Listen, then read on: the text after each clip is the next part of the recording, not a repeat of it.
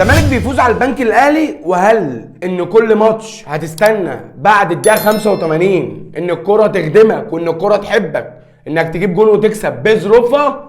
من الطبيعي ان الايام دي الكره حباك، هتيجي معاك وهتعقر. البنك الاهلي لعب ماتشين في الدوري ما احرزش ولا هدف، ده الماتش الثالث ليه النهارده. اول هدف ما مش هيلاقي طبعا دفاع زي دفاع الزمالك ولا جون زي اللي الراجل نازل عشان يبداوا يجيبوا فيه جوان. بنك الاهلي بيحرز اول اهدافه في الدوري في الاسبوع الثالث في دفاع الزمالك ومحمد صبحي. مدرب الزمالك للمره المليون، مفيش مدير فني كل ماتش بيبدا غلط، مفيش حد في كرة القدم بيغلط نفس الغلط كل ماتش، لا حول ولا قوه الا بالله.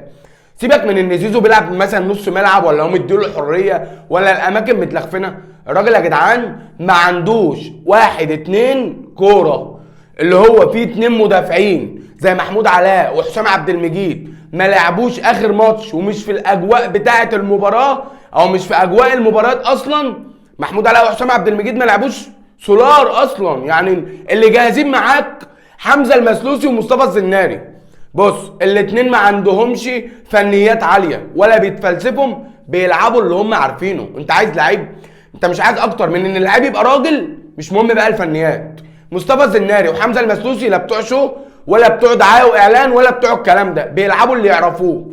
الراجل بدأ الماتش بحسام عبد المجيد ومحمود علاء، بتركب اي فرقه عليك. انت بادئ غلط وتشكيلتك غلط وطريقه لعبك في الملعب غلط. من الطبيعي ان الزمالك الشوط الاولاني اصلا بيبقى معدوم. ايه السر ان الزمالك الشوط الاولاني ما بيهاجمش، ان ما بيجيبش جوان الشوط الاولاني؟ السر كله في الراجل، هو الراجل بيعك عك وعارف انه بيعك.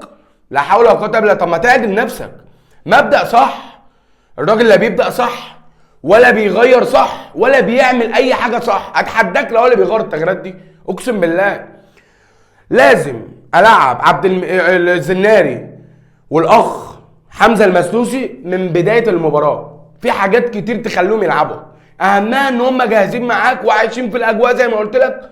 انما السر ان انت بتبدا كل ماتش تبدا غلط وينزل لك خزعبليات، يطرد منك محمد عواد. انا لا بفهم في التحكيم ولا انا كنت دارس تحكيم ولا بتكلم فيه.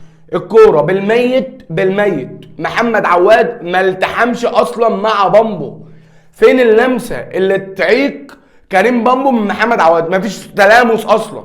الراجل طلع فرش نفسه على الارض، الراجل نط من فوقيه، مفيش تلامس ما بين عواد وما بين كريم بامبو. والكوره دي مش طرد، الكوره دي بعرف الكوره اللي اتفرجتوا على ماتشات مش طرد ولا. اقسم بالله اقسم بالله الكوره دي كبيرها فاول، ما فيها انذار كمان.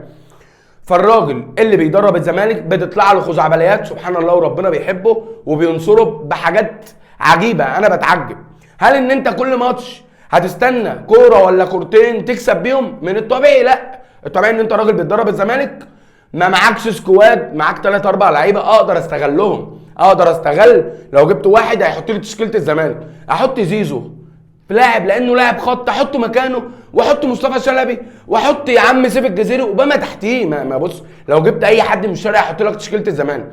الا ان الراجل مصمم على افتكاسات. اللي بيلعب لي بن ضاي هنا ومنزل لي زيزو في نص الملعب، بيقتل زيزو كوره، بيقتله زيزو. ما بص، خطوره زيزو كلها اما بيبقى على ال 18 ناحيه الشمال، لازم زيزو يبقى متجنح عشان تحس بخطوره الزمالك. ازاي هو مش فاهم الكلام ده؟ انا عايز اعرف ازاي مفيش حد من جهاز الزمالك بيفهموا ان الحاجات دي لازم تحصل. انت بتبتدي غلط ليه؟ ايه لازم تقعدوا معاه؟ ايه السر انك بتبتدي غلط؟ ما تبدا يا عم صح والنتيجه سيبها على ربنا.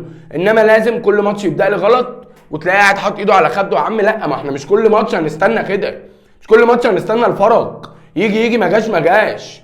الزمالك لو كان اتعادل النهارده كان يبقى 3 تعادلات في اول 3 ماتشات في الدوري، كان الزمالك بقى في المركز العاشر ولا ال 11. ما فيش حاجه قالت كده. الراجل ده يا جدعان لازم يمشي من الزمالك، ما هوش فاهم هو بيعمل ايه. مش كل ماتش هنطلع نقول ونعيد ان الراجل ده بيعك.